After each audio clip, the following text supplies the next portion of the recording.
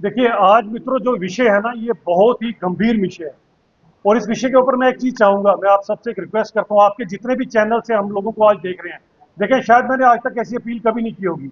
आज मैं ये अपील करूंगा कि आप जो लोग भी इस खासकर इस वीडियो को देखेंगे या इस प्रेस रिलीज को देखेंगे, इस वीडियो को आप मैक्सिमम से मैक्सिमम शेयर करें। मैंने आज तक कभी ऐसा नहीं कहा, लेकिन आज मुझे लगता है कि जो एक हम बड़ा इंपॉर्टेंट और बड़ा गंभीर विषय है, जिसे लेकर नशे के खिलाफ और चिट्टे के खिलाफ जो मैं आज एक नई मुहिम हम यहाँ से शुरू कर रहे हैं, उसके लिए मैं आप सबकी साथ चाहूंगा। क्या आप सबके सब लोग, हम सोचते हैं क्या कर सकते हैं इस नशे की लड़ाई के खिलाफ, तो आप सिर्फ इतना काम तो कर सकते हैं कि इस वीडियो को जितने लोग हो सके मैक्सिमम लोगों तक पहुंचाएं। इसके लिए मैं रिक्वेस्ट करूंगा कि मेरे वीडियो को जब आप देखते हैं तो 10 लोगों तक पहुंचाएं, और कम से कम जितने ग्रुप में हो सकता है, ताकि हम तो अपनी जगह पर लड़ाई शुरू करें, बाकी जिसने जो करना है वो अपना अपना दायित्व निभाएगा। देखें आज का ये बड़ा गंभीर विषय है चिट्टे का लेकर, और चिट्टे को लेकर जो आज से एक दिन पहले, अगर आपको पता होगा, बलोल खड्ड जहां पर ये नशा तस्कर जितने हैं वो मैक्सिमम अबंडेंस में पाए जाते हैं, जिनके पिछले दिनों भी वीडियोस बने हैं, काफी चैनल्स ने, आप जैसे लोगों ने इनको हाईलाइट करने की कोशिश किया, लेकिन ये बहुत बड़ा गैंग है। और ये बात आप समझिए, ये अकेले नहीं है, इनके साथ बहुत सारे लोग मिले हुए हैं। चंद पैसों की खातर, चंद रुपयों की खातर अपना दीन ईमान जो लोग बेचते हैं, ऐसे लोगों के खिलाफ आज मुझे लगता है हम सबका दायित्व बनता है कि हम ये कार्रवाई शुरू करें। और मैं अपने सभी मीडिया बंधुओं से रिक्वेस्ट करूंगा कि इस वीडियो के ऊपर जरूर अंत तक इस चीज को आगे तक लेकर जाएं, और आप लोग भी अंत तक इसे सुने। देखिए सबसे पहली बात क्या आती है कि चिट्टा बेचने वाले लोग जो हैं, इनका कोई धर्म नहीं है, ये बात याद रखिएगा। किसी धर्म विशेष के साथ जोड़ के मत इसे देखिए। जो कोई भी चिट्टा बेचता है, ना तो वो हिंदू है, ना वो मुसलमान है, ना वो सिख है, ना वो ईसाई है, वो केवल और केवल एक नशा तस्कर है जो पैसों की खातिर कुछ भी बेच सकता है। और ऐसे लोगों को मुझे लगता है सबक सिखाने का एक टाइम आ चुका है, क्योंकि दोस्तों ये लड़ाई छोटी मोटी नहीं है, ये लड़ाई बहुत बड़ी है। इसके अंदर क्योंकि पैसा इतना इन्वॉल्व है कि बड़े बड़े लोग भी इसके अंदर इन्वॉल्व है। लेकिन जब हम मीडिया में, और खासकर भारतीय जनता पार्टी जब किसी बीड़े को उठाती है तो उसके आखिर तक उसे पहुंचाती है।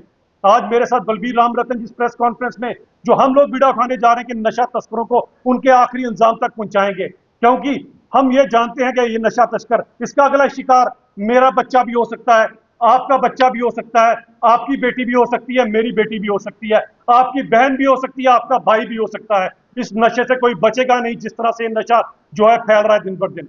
दोस्तों पुलिस अपना दायित्व निभा रही है, और मैं बताना चाहता हूं कि जो परसों का अनफॉर्चुनेट इंसिडेंस हुआ, जिसके अंदर हमारे 3 पुलिस ऑफिसर्स को लगी, एक पुलिस ऑफिसर को तो इतनी गंभीर चोटें आई कि उन्हें रात के समय हेलीकॉप्टर से या कहीं से उनको शिफ्ट करना पड़ा पंजाब में, और उनकी हालत इस समय गंभीर है।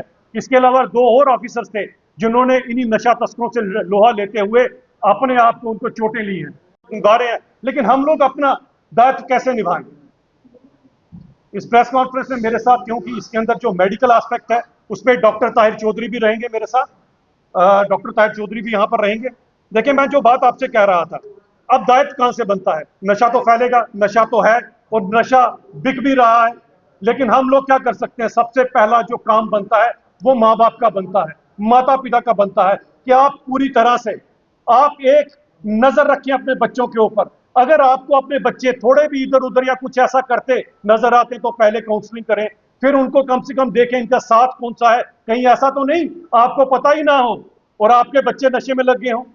ये चीज सोचने वाली बात है, क्योंकि मेरे खुद के अपनी जान पहचान में ऐसे कई लोग हैं जिनके बच्चे दुनिया से चले गए और उनको बाद में पता लगा कि हमारा बच्चा नशा करता था। और ये ऐसी चीज थी, वो समाज में अपने रिश्तेदारों में बता भी नहीं सकते थे कि मेरे बच्चे की जान क्यों चले गई। इसी कारण ये अभिशाप दिन पर दिन फैल रहा है।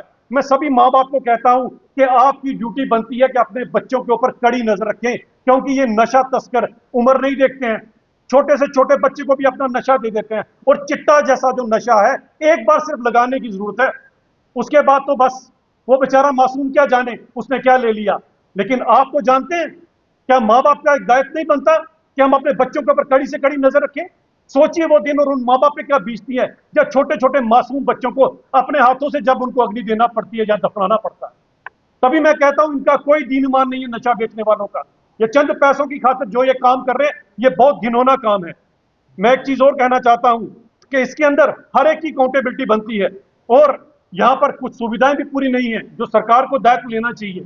यहां पर कल की डेट में भी मैंने देखा कुछ पॉलिटिकल पार्टी इसके ऊपर भी सियासत करना शुरू हो गई, कुछ इसे धर्म विशेष के साथ जोड़ना शुरू हो गए।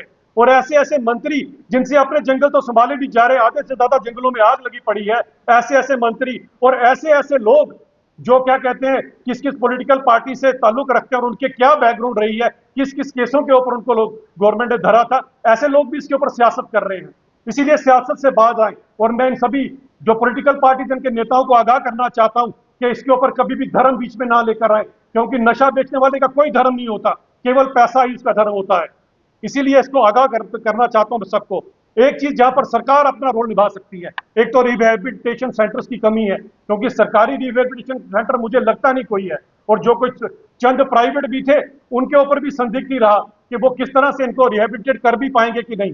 तो मेरी ये रिक्वेस्ट रहेगी उमर सरकार से और खासकर सकीना इट्टू मैडम से कि आपके पास हेल्थ डिपार्टमेंट है, आपके मैक्सिमम हॉस्पिटल्स के अंदर कहीं ना कहीं 2 या 4-5 बेड्स जो हैं वो नशा से रिहेबिलिटेट करने के लिए होना चाहिए। अब जिसको लग गई लत उसको हम कैसे बाहर निकाल सकते हैं, ये सुविधा देखिए सरकार के अंदर केवल नहीं जाकर आप वहां पर जो बेतुके चीजों के ऊपर आपके लोग अपोजिशन करते रहते हैं, कुछ लोग पब्लिसिटी के लिए गाली गलौज निकालते रहते हैं, आप समझ गए मैं किसकी बात कर रहा हूं। लेकिन हमारा काम यही है कि समाज को कैसे बचा सकें, अरे यही तो मतलब है सियासत का, इसीलिए तो आप पॉलिटिक्स में आए लोगों की भलाई करने के लिए।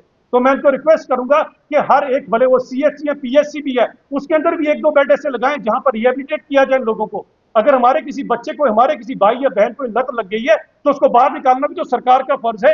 आप अपना हॉनेस्टी से सरकार जो है अपना दायित्व निभाए।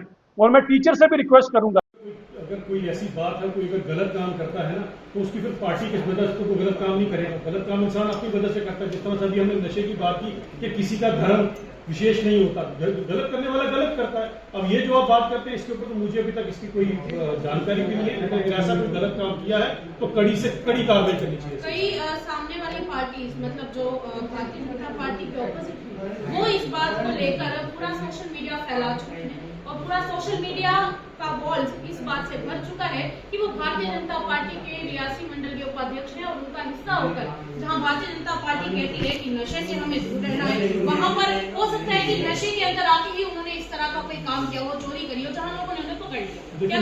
देखिए बात तो वही आती है फिर से कि ये जो पॉलिटिकल पार्टी अभी भी इसके ऊपर सियासत कर रहे हैं। जैसे मैंने बात की कल, अगर आप देखें खुद ही जो एक मंत्री है वो कहते हैं कि उन्होंने भी इसके ऊपर सियासत करने की कोशिश की। ऐसे हर एक पॉलिटिकल पार्टी इसके ऊपर सियासत करती है। मैं कहना चाहता हूं कि ये इतना खतरनाक काम आज की डेट में शुरू हो चुका हुआ है, इसमें कम से कम अब इन चीजों से ऊपर उठ जाए, ये पॉलिटिकल पार्टी एफिलिएशन से ऊपर उठ जाए। जो कोई भी गलत काम करता है वो इंसान गलत है, फिर वो भले बीजेपी से है, भले वो एनसी से है, भले वो पीडीपी से है, भले वो कांग्रेस है, वो इंसानियत का दुश्मन है। और मुझे लगता है ऐसे लोगों को हम सबको मिलकर एक लड़ाई लड़नी चाहिए।